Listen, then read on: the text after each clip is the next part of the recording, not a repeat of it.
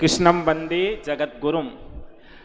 पूज्य स्वामी जी महाराज के चरणों में अनंत कोटि प्रणाम निवेदित करते हुए, आप सबको प्रणाम निवेदित करते हुए आज के हमारे आचार्य जी का परिचय कराने से पूर्व एक विषय कहना चाहूँगा।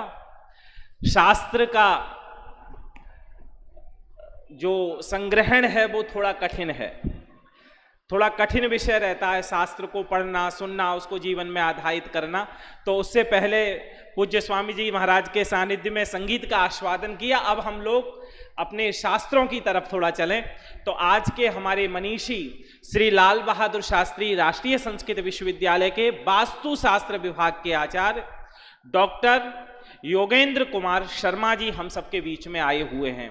आप विगत 12 वर्षों से 12 वर्षों से संस्कृत का अध्यापन करा रहे हैं। वास्तुशास्त्र विभाग में विविध वर्षों से आप अध्यापन करा रहे हैं। आपने फलित ज्योतिष में शास्त्री और आचार्य किया हुआ है और ज्योतिष में ही आपने पीएचडी संपादित की हुई है। आपने दिल्ली के विद्यालयों में भी अध्यापन कराया है और पुनः श्री लाल बहादुर शास्त्री राष्ट्रीय संस्कृत विश्वविद्यालय में वास्तुशास्त्र का अध्यापन आधुनिक विधि और प्राच्य विधि दोनों विधियों से करा रहे हैं। लेकिन आज थोड़ा समय का अभाव भी है, तो हमारे बीच में अपने मार्गदर्शन से वास्तु की क्या विधियां हैं उन विषयों में हम सबका मार्गदर्शन करेंगे। मैं अपने आदरणीय डॉक्टर योगेंद्र कुमार शर्मा जी से निवेदन करूंगा इस अवसर पर हम सबका मार्गदर्शन करें।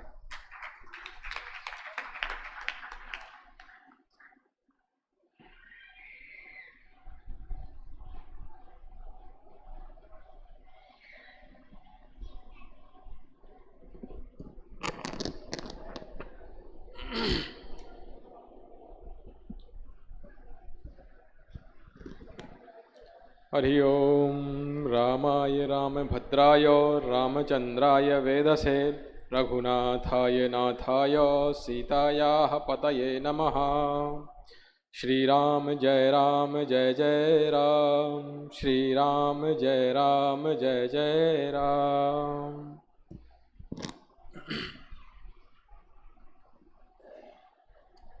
परम पूजनीय स्वामीपादाः, मंच के सामने विराजमान समस्त सुधीजनों को मेरा सादर प्रणाम। मेरा परम सौभाग्य है कि आज मुझे इस मंच पर स्वामी जी के चरणों में बैठकर के आपके सामने कुछ अपना वक्तव्य रखने का अवसर मिला। इतदर्थ मैं इस स्थान के सभी कार्यकर्ता बंधुओं का हृदय से आभार प्रकट करता हूं और स्वामी पाद के चरणों में प्रणाम करते हुए मैं आज का मेरा विषय था वास्तुशास्त्र में गृह निर्माण का प्रयोजन। शायद आप इस विषय से अवगत होंगे कि गृह निर्माण का प्रयोजन का मतलब होता है कि हम घर किस लिए बनाते हैं, क्यों घर बनाते हैं, आखिर क्या आवश्यकता है घर बनाने की। क्या इसके बारे में हमारे शास्त्रों में कहीं कोई उल्लेख है? क्या वेद आदि ग्रंथों में क्या गृह बनाने के लिए कुछ कहा गया है?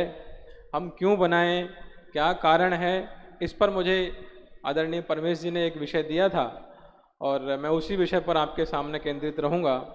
आशा है आप ध्यान से सुनेंगे और अगर मेरी कहीं कुछ उसमें त्रुटि रहेंगी तो आप मुझे बाद में अवगत भी करवाएंगे। जैसा कि आप सबको पता है, भली भांति से आप जानते भी हैं कि हमारी भारतीय संस्कृति का मूल आधार वेद है। अगर वेद नहीं है तो भारत नहीं है, भारतीय संस्कृति नहीं है। और इन वेदों में ही समस्त ज्ञान प्रवाह रूपी गंगा विराजमान है। हम सब ये बात भी जानते हैं कि इस जगत में जितनी भी समस्याएं हम देख रहे हैं उन सब के मूल में एकमात्र कारण है और वह है अज्ञान। मैं फिर से दोहरा देता हूँ मेरी बात को। इस जगत में जितनी भी समस्याएं हैं उन सब के मूल में एकमात्र कारण है और वह है अज्ञान। और उस अज्ञान को दूर करने का एकमात्र उपाय होता है, वह है ज्ञान। इसी ज्ञान का दूसरा रूप वेद है। वेद के लिए महर्षि मनु ने कहा है सर्व ज्ञान मयो ही सह कहा सह वेदः। मतलब तात्पर्य यह है कि सभी जो ज्ञान रूप आप देख रहे हैं, सारा ज्ञान का स्वरूप ही वेद है। उस वेद में हर समस्या का समाधान विराजमान है। अतः जब हम घर की परिकल्पना करते हैं, घर के बारे में चिंतन करते हैं कि हमें घर क्यों चाहिए, तो निश्चित रूप से हमें कोई न कोई किसी न किसी प्रकार की कोई समस्या का सामना करना पड़ा होगा। जैसा कि सब लोग जानते हैं कि हमारी नित्य जो आवश्यकताएं हैं उनमें लोग कहते हैं आहार, जिसको रोटी, कपड़ा और मकान के रूप में हम जानते हैं। तो मकान की जो परंपरा है ये आज की नहीं है। हमें सिर ढकने के लिए एक आश्रय की आवश्यकता होती है। न केवल हमें, समस्त जगत के समस्त प्राणियों को एक आश्रय स्थल की आवश्यकता होती है। वो किसी भी प्रकार का हो सकता है। चूँकि हम मानव हैं, हमें गृह की आवश्यकता है।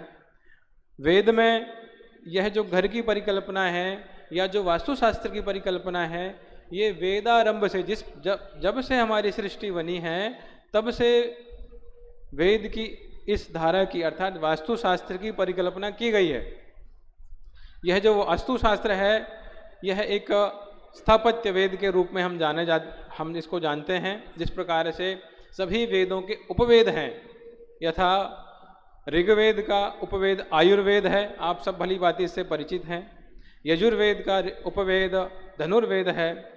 सामवेद का उपवेद गांधर्व वेद है, जिसमें अभी आपने सारी प्रस्तुतियां आपने देखी। ये सब सामवेद के उपवेद गांधर्व वेद के अंतर्गत आता है।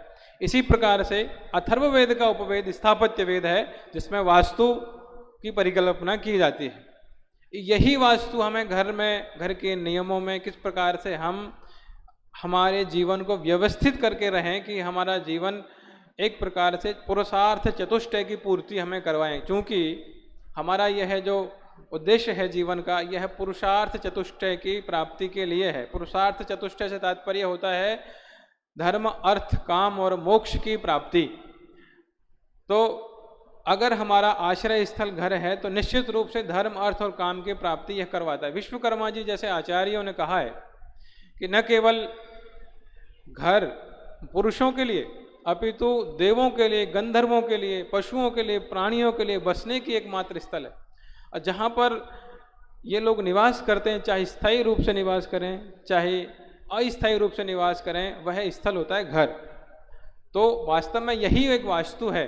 हम लोग वास्तु के अभी कार्यशाला चलेगी हमारी काफ़ी दिन तक, वास्तु के अर्थ के बारे में बहुत समझेंगे। बस धातु से वास्तु बनाए और बहुत सारी चीज़ें चली होगी, जो कि बालक छात्र बहुत छोटे छोटे सामने बैठे हुए हैं, आप सब सुधी जन भी सामने बैठे हुए हैं।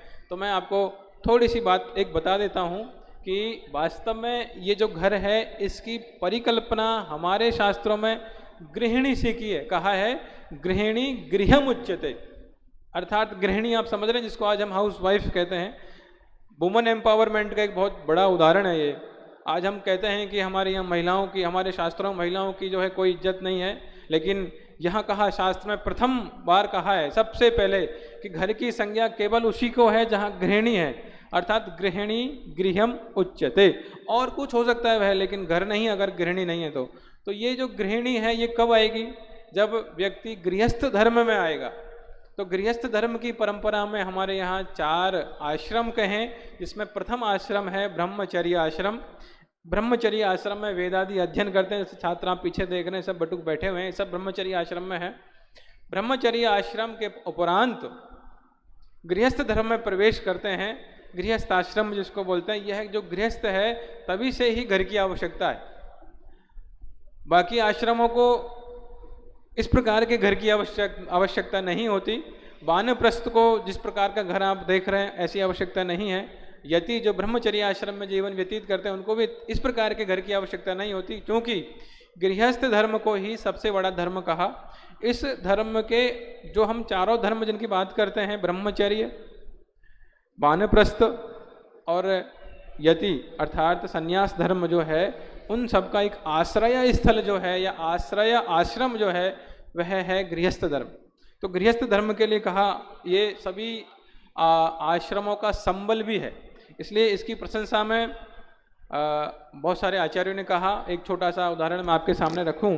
कहा वानप्रस्थो ब्रह्मचारी यतिश्चैव तथा ध्वजाः गृहस्थस्य प्रसादेन जीवन्त्येते यथा विधि। अर्थात ब्रह्मचर्य को जिस विधि की आवश्यकता होती है, जिस प्रकार से जीवन चाहिए, जीवन यापन करना है, वह सब का प्रसाद गृहस्थ धर्म है, इसलिए सबसे श्रेष्ठ धर्म को कहा गृहस्थ धर्म। इसी प्रकार से कहा गृहस्थस्य एव यजति गृहस्थस्य तपते तपः ददाति च गृहस्थस्य तस्मात् श्रेयो गृहाश्रमे ही। गृहाश्रमी जो है, जो गृहस्थ में रहता है, वह सर्वश्रेष्ठ है, क्योंकि गृहस्थी के ही तप से बाकी सारे कार्य चलते हैं। इसी संदर्भ में विश्वकर्मा जी जैसे आचार्यों ने कहा, जो कि बहुत बड़े आचार्य, वास्तु शास्त्र के अष्टादश प्रवर्तक आचार्य हुए, उनमें विश्वकर्मा का नाम अन्यतम है। बहुत श्रेष्ठ आचार्य हैं जिनकी गणनाएं, जिनके बारे में आज कुछ लोग जानते हैं। जो वास्तु शास्त्र के प्रति अपनी आसक्ति रखते हैं, उनको पता है कि विश्वकर्मा का नाम क्या है। तो वह कहते हैं कि घर का प्रयोजन क्या है। उनका एक प्रसिद्ध श्लोक है, वो कहते हैं स्त्री पुत्रादिक भोग सौख्य जननम धर्मार्थ काम प्रदम। स्त्री पुत्रादि के भोग और सुख का जनक है ये क्या, घर। धर्म अर्थ और काम को देने वाला है। पुरुषार्थ चतुष्टय में धर्म अर्थ और काम को देने वाला है। वापी देव गृहादि पुण्यम अखिलम।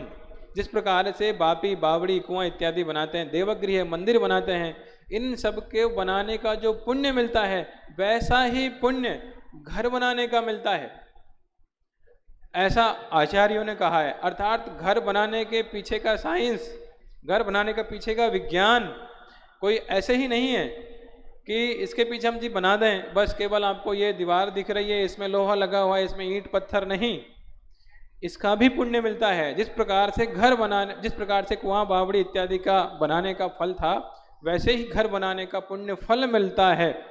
आप देखेंगे कि इसमें पुण्य फल कैसे मिलेगा।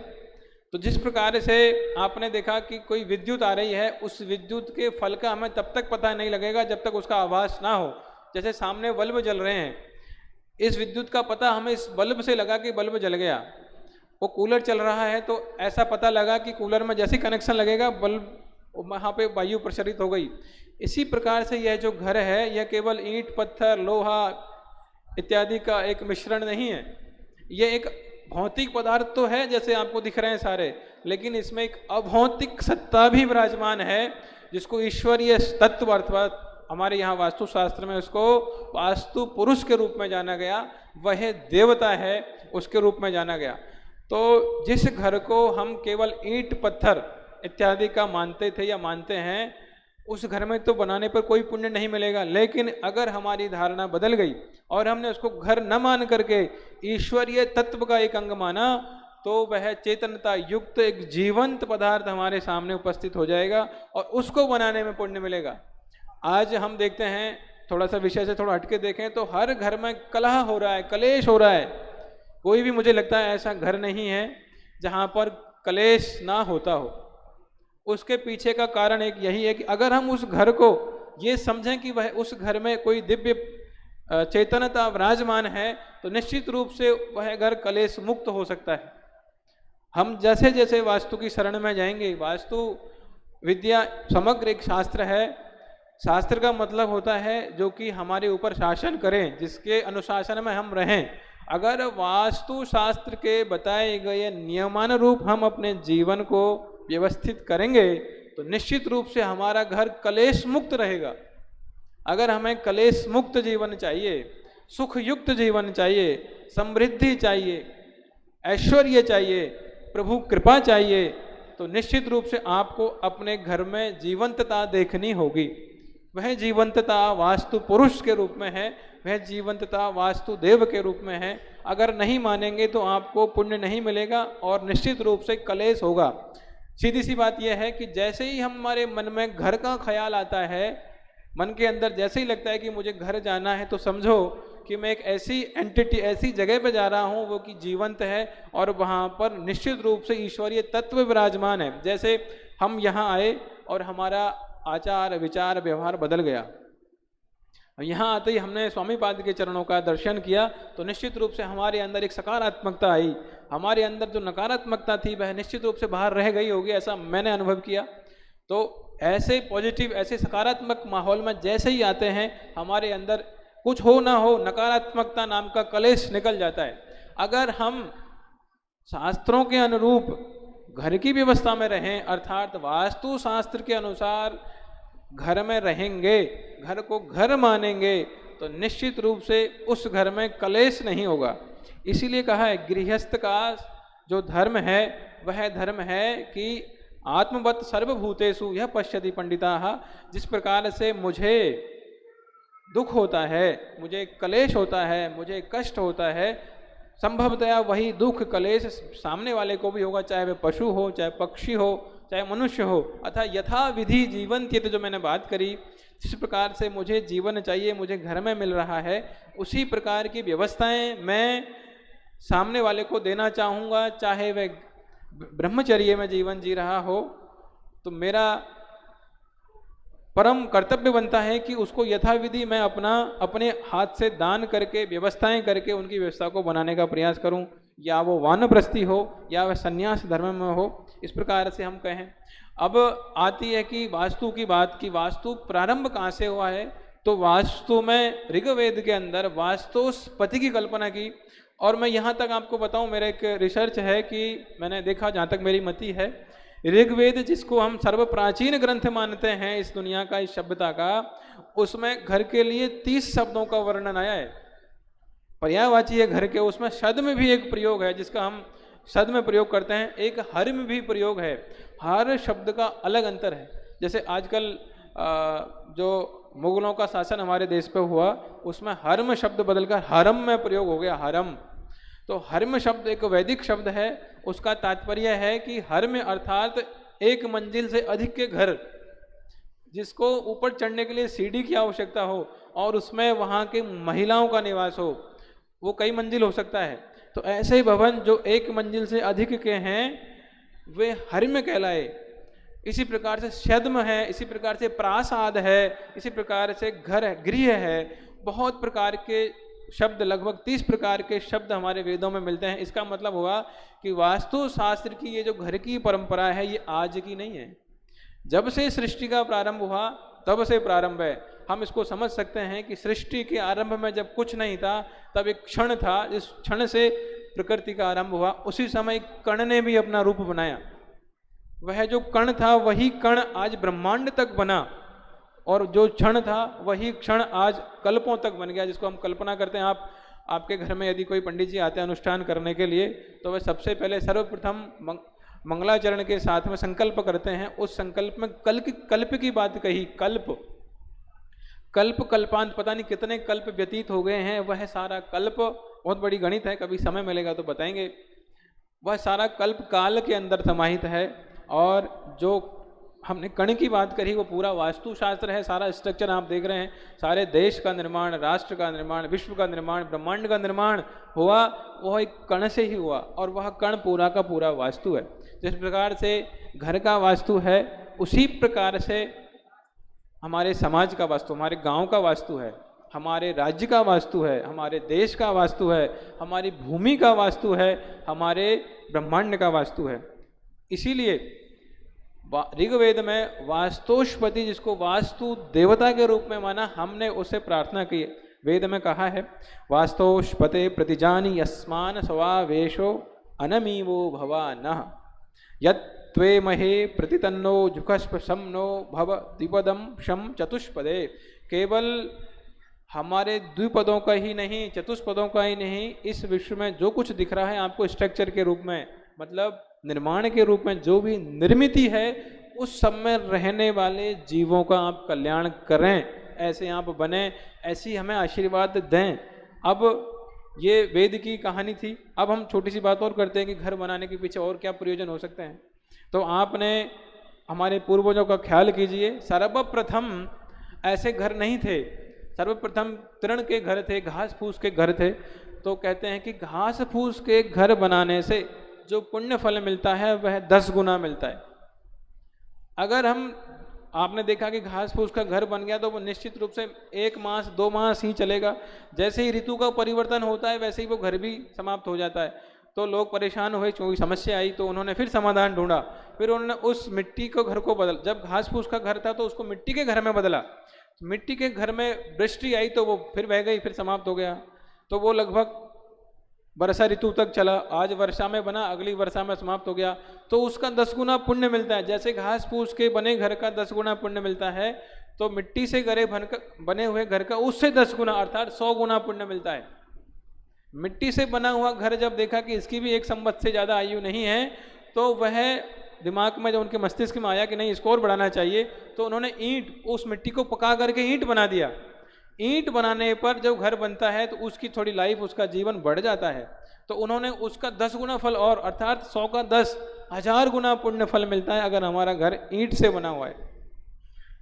इसी प्रकार से उस ईंट के बाद में पत्थर, जब हम पत्थर की कल्पना पे आए, पत्थर से घर बनने लगा, तो पत्थर का घर बना हुआ अनंतों अनंत वर्ष तक चलता है। आपने हमारे बहुत प्राचीन भवन ऐसे देखे होंगे जो कि ऐसे के ऐसे रखे हुए हैं, वो पत्थर से बने हुए हैं, उसमें किसी भी प्रकार से चूना मिट्टी इत्यादि का प्रयोग नहीं है, और वो और पता नहीं कितने वर्ष चलेगा, हमारे जीवन व्यतीत हो सकते हैं।